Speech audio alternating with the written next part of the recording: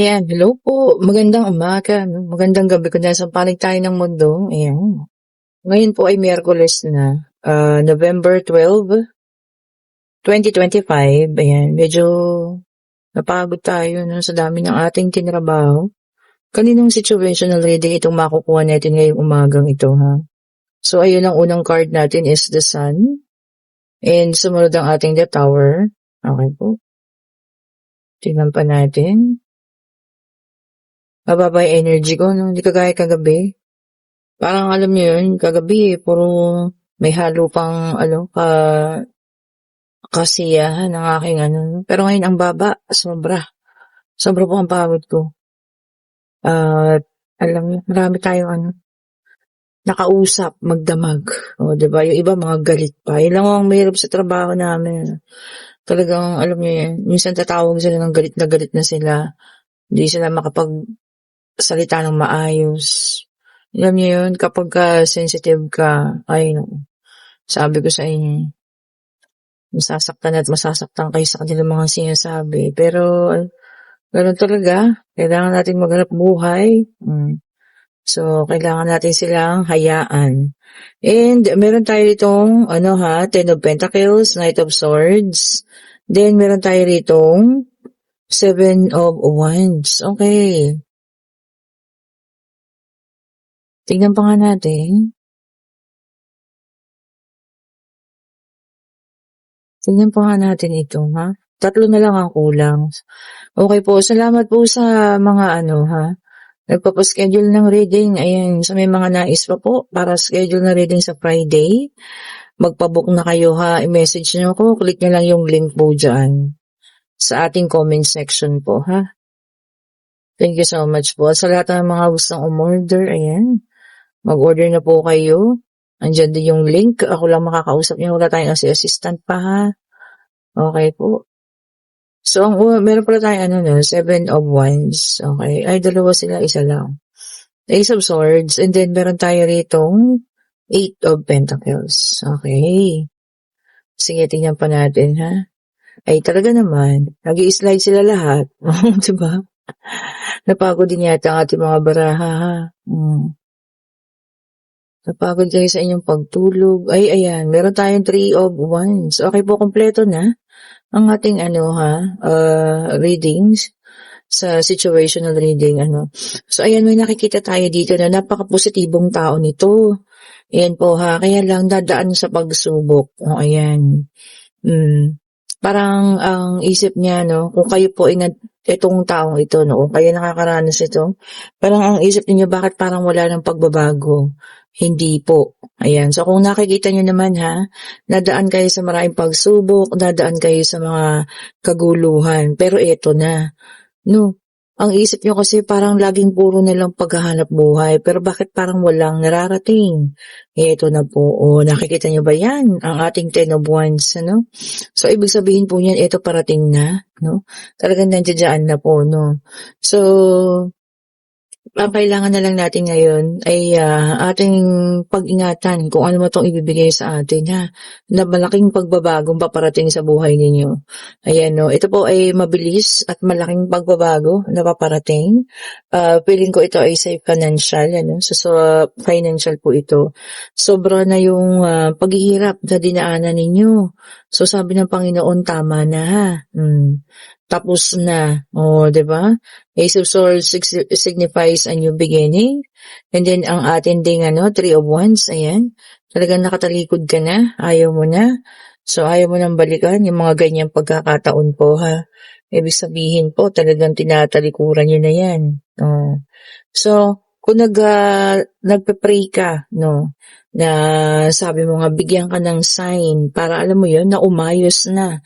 Eto na po yun. O, 'di ba? Eto na, yung senyales na talaga pong magiging mas maayos na ngayon ha. Itong pagguho ng kapalaran, ano, eto na po yung mga kapalit. So kung nakikita nyo naman, ano, o, 'di ba? Pag-ayos ng trabaho, ayan, pagdating ng mga kaperahan, alam mo yan, panatilihin niyo po lang kasi ang inyong pagiging positibo. Sabagay, hindi ko naman kayo masisisi, 'di ba? So mga ganun kadaming mga negatibo ang dumating sa buhay. O 'di ba? Talaga namang makakaramdam at makakaramdam kayo ng ano, parang pagkalugmok, 'no, o you're sobrang down sa buhay. Pero wag po kayong mag-alala, ha. Kung humihingi kayo ng senyales kung mababago pa ba ang buhay mo, eto na yun. Eto na po yung sign, ha. At eto na rin po yung senyales na eto na, papaumpisa na. At sigurado pong magbabago na, ha. So, i-claim nyo na po yan. Ano, sa inyo na o sa atin na 'to, ha, i-claim na natin 'to. Okey po, so tignan natin sa pangalawang deck of cards. O ayan, ang ganda, ha. Ang ganda ng mensahe ng ating ano ngayon, Divine Universe ngayong umaga na ito. O ayan, ang bilis ko na naman magsalita. And, meron tayong The Magician, may kasamang number 1. Yes po, eto rin ano, napaka-positive. Sabi niya rito, 'no, you are directing your will. O ikaw na mismo yung gumagawa ng daan para sa patungo sa pagbuti ng iyong kapalaran, o 'di ba? So, eto na talaga. Eto na yung senyales na maaayos na, maaalis ka na diyan, ano. Especially yung mga ano po, nakakaranas ng mga utang na malalaki, o 'di ba? So eto na po 'yun, ha. And eto na paparating talaga, lots of option. So ayan, darating ang marami kayong ano, maraming bagay na pagpipilian kayo, 'no. Ayan, talagang option na 'to. Kung papaano ninyo maaayos 'to, kung papaano ninyo magiging mas produktibo, 'no, at financial free na kayo, walang utang, ganyan. So ayan po, ha, paparating na 'yan. And then meron tayong Page of Cups, ayan, maganda at napakasayang balita. O ayan, paparating din. Wow, super positive, ano, ng ating reading for today. Ayan. At napakaganda po, ha, napaka-positibo ng ating reading for today po. So, ayan, meron pa tayo ditong ano, ha, Five of Cups. Ayan. Sabi niya nakaano na lang kayo, no, tawag dito, nakakaranas na kayo ng boredom o pagkabagot. Kasi nga, yung sitwasyon ninyo So, kung nahihirapan tayo sa ngayon, parang nababagot na. Parang iniisip na, bakit? Parang wala ng pagbabago, no? Pero eto na po, huwag kayong mag-alala, ha? Talagang darating na ang pagbabago. Big changes is coming. So, yakapin na yan, ano? Akapin na po yan. And meron tayong The Chariot, number 7. Ayan, ha? Siyempre naman, talagang para sa inyo pala, no? Victory, sabi niya, and overcoming success. So, yun na po. Hindi na kailangan pa ng maraming elaboration. Victory is coming, yan.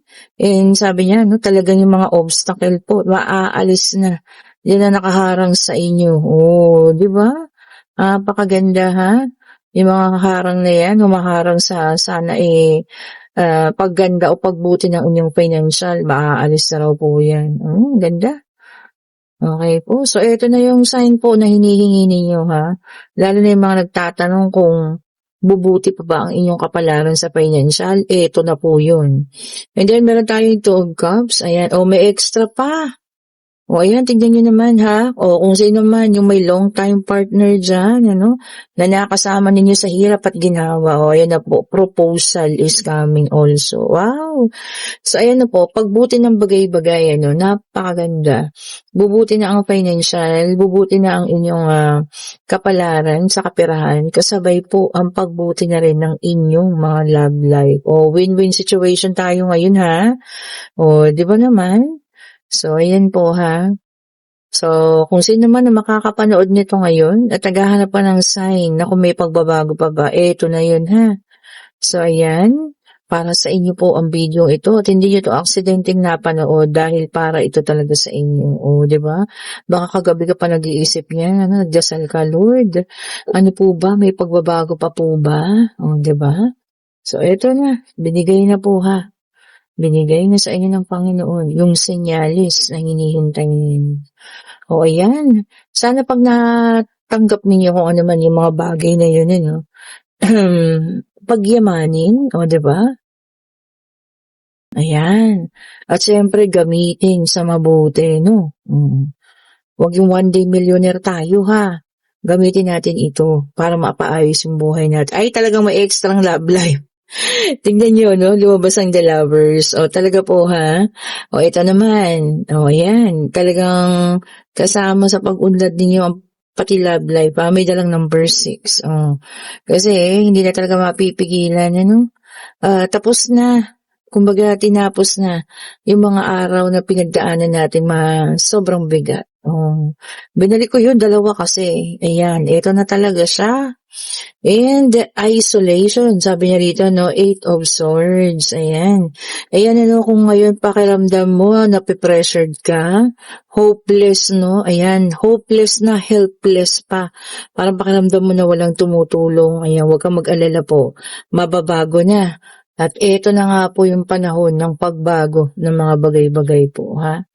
O, ayan, so, pasalamat tayo, no, sa lahat ng mga blessing po na ating matatanggap. Ayan, magpasalamat tayo. Ibig sabihin po talagang ang Panginoon na yung gumawa at nag-ikot ng iyong kapalaran. Oy, 'di ba ang ganda nun? So, talagang siya na yung nagdesisyon. Sabi ko naman sa inyo pag ang Panginoon ang gumalaw, ano, pinakilos niya ang kanyang mga kamay. Talaga po naman, apaw-apaw na biyaya ang sa inyo. No? O, 2 agad. O, ito para sa iba naman. Meron tayong the devil, the earth sign. Ayan ha. Taurus, Virgo, and Capricorn. Ayan po. Sabi niya rito ha, may mga pag-uugali pa rin tayo na siya pong talagang nakakasira sa mga pilit nating inaayos. O ayan. Meron naman po talaga. Kasi sabi ko nga sa'yo, wala namang perfectong tao. So may mga pag-uugali tayo minsan na talagang alam yun, nakaplano na't lahat, nasisira pa dahil sa mali mo na naman pagdedesisyon. So pag-isipan po pag-isipang mabuti. And then, meron tayong 4 of Swords, air sign naman ito, Gemini, Libra, and Aquarius. Ayan, naka-reverse. Ayan, ha. Sabi niya rito, no, coming out. O, ayan na. So, ayan po, ha. Kung kayo ng mga nakararaan na nahimik lang, o, ayan, iiwanan nyo na raw po yan. At ano na, talagang, alam niyo yun, kayo na mismo, ang lalabas sa inyong comfort zone, ano. May mga tao kasi na talagang gusto niyo, sarili lang, hindi nakikihalubilo, o, ayan, ito nag-decide na siya kung sino ka man, ha. Na talagang, alam mo yan, ipakita rin sa mundo ang kanyang kagandahan, o, di ba? Kasi kung palagi kayo nasa kwarto ninyo at alam mo yan, mag-isa, mas marami kayong maiisip na hindi maganda. O, tama ba yun? O, di po ba? Totoo naman. Kaya yung mga, nagkakaroon ng depression kasi walang nakakausap. May sarili sila. O, di ba? Okay, and then meron tayong the moon, naka-reverse. This is a water sign. So, meron na tayong earth, air, and water. So, si fire sign yung kulang natin, ha? Ayan, sabi niya rito, no? Yung releasing of fear. O yan, tatanggalin na raw yung takot. Baka meron kang takot sa isang bagay, ayan.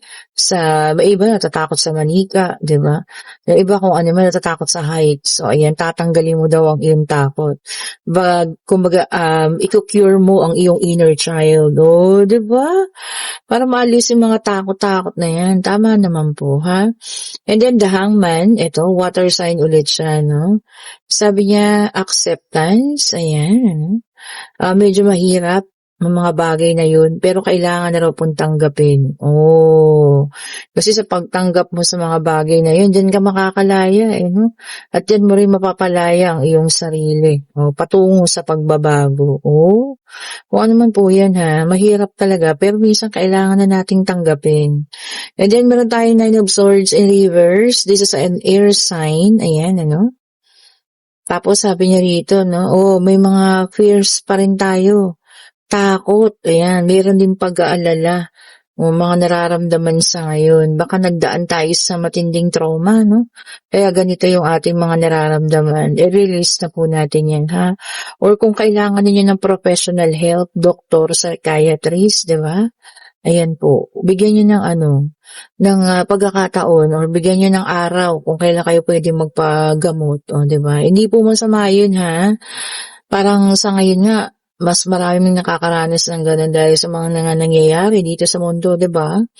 And then, meron tayong 6 of Cups, water sign ulit ito. Ayan, naka-reverse, living in the past. O ayan, na-stuck ka na sa nakaraan. Ayaw mong umalis. Ayaw mo sa pagbabago. Galit ka sa pagbabago. O, di ba? Wag po, ha? Ang gano'n po talaga hindi niyo na mapipigilan kahit tumira pa kayo sa nakaraan ano, ayaw niyong baguhin, wala po, hindi na po 'yan mapipigilan talagang magbabago at magbabago po ha, kung ano man, kung ang mundo man o kung ano man 'yan ha. And meron tayo ditong Ten of Swords, air sign, ayan, mag-ingat kayo ha. Meron pa rin mga taong ano, gagawan kayo ng betrayal, okay? Or betrayal, pangloloko, ayan, backstabbing, nagpe-pretend na kaibigan ninyo pero hindi naman po pala, no? So mag-ingat-ingat po ha, sa mga ganong klase ng tao. Oh, ayan, pwedeng katrabaho yan, ano? So, kung sino man yan, kaibigan.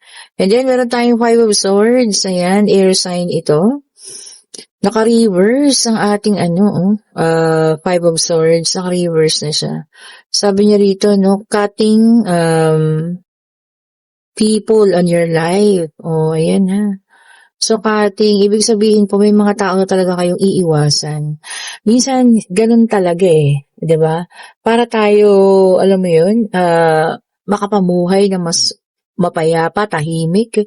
Minsan meron tayong mga taong dapat po talagang iwasan, ano? Hindi na natin yun matatakasan din kasi parang doon mo nakikita yung peace of mind mo pag hindi mo kinakausap tong mga taong to. O, di po ba? So, okay lang po yan. Lalo na kung doon gagaan ang pakiramdam ninyo, no? Sa hindi pagpansin sa mga taong ito po. Okay, and kung kayo nasa situational reading na talagang humahanap kayo ng mga signs, kung nagtatanong kayo kung maaayos pa ba itong buhay ninyo sa ngayon na puno ng paghihirap, well, ito na po yun ha. Paparating na po yung niluluto ng Panginoon para sa inyo. Tanggapin ninyo ng buong puso po at talagaan. Okay? So, ayan ha. Pero pala kayong katanungan, pag-ibig, pangyayari. Okay po? Financial, ayan. Kung ano man, answerable by yes or no po. Eto na ang kasagutan. Ano? Ayun, ang bilis naman. O sa ngayon, hindi pa po. At mag-ingat ang iba baka masangkot kayo ha sa kaunting kaguluhan or mapagbintangan ng kung ano man ano kahit hindi yun naman ginawa. So mag-ingat po ha. Yan. Kung sino man ang makakaranas ng ganyan. Okay po, kung nagugustuhan yung ating reading, pa-like, pa-share, pa-subscribe, hit the notification bell po para lagi kayong updated sa mga bagong videos na nire-release natin. Pasensya na kayo, talagang napakababa ng energy natin. Sobra tayong napagod. Uulitin ko kung gusto niyo po ng private reading sa Friday, magpa-schedule na kayo ha. Okay po, and kung gusto niyo umorder ng mga bracelet at pabango, ayan, i-click nyo lang yung link. Ako lang po yung naglalagay dyan. Thank you so much po for watching. Have a great morning. Pa-like, pa-share, pa-subscribe po ha. Salamat po muli. Bye-bye po sa inyo.